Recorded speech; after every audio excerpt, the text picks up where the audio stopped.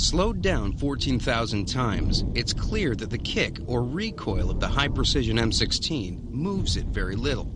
Not the AK-47. It's throwing itself around. Look at the end of the barrel. It's clearly flexing up and down. One reason for this wobbly performance is the way it works. What's happening when this is fired is, of course, the cycle rate's fairly high, and you've got a really big hunk of metal coming back, and it's slightly off-center. Not much, but slightly off-center. So this thing's coming back and then coming back forward, so you've got really two violent acts going on, and then if you have the round going off, you have a third violent act going on. We've set up targets at about 200 yards. It's an easy distance for a decent rifle. First up is the M16. What we're looking for is grouping, how close the shots are to each other.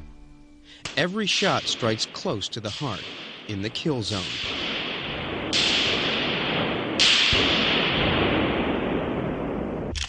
Now, the AK-47.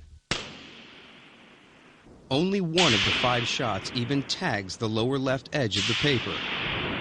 Not one strikes the kill zone.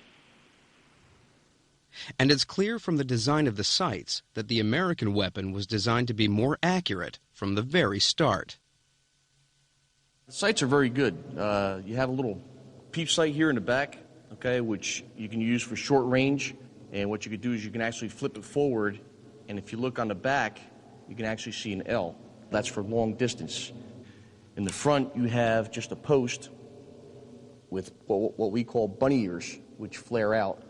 And what you do is you center your post in the center of your rear sight, and you put it right on target, and you fire, and you should hit target.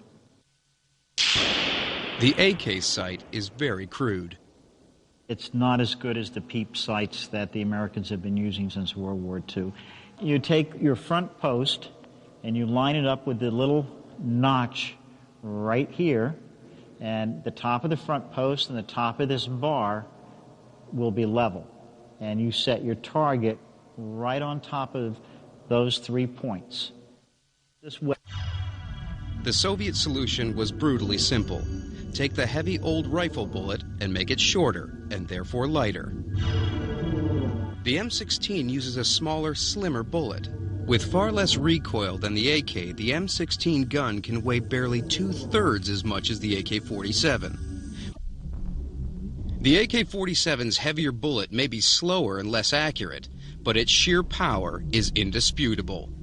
We've set up these cinder blocks to simulate the wall of a building in a combat zone. First, the M16. Quite impressive.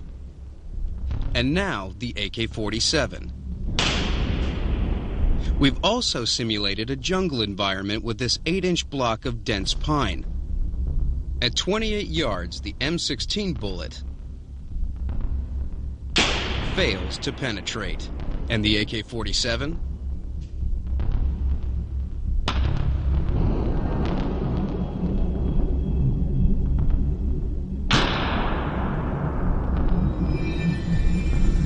Be better as rifles or as machine guns. There'll always be a design trade-off. The M16 is closer to a rifle, the AK-47 a machine gun, and you can see it clearly in the fire selector switch. The AK-47, when you start in the upper position, you're in the safe position. It also works as a dust cover. You drop down 1 notch, you're on fully automatic. Next notch is semi-automatic. This is primarily a machine gun. It's to be used on fully automatic. Where with an M16, your selector lever goes to the safe position, to the semi position, to the automatic position.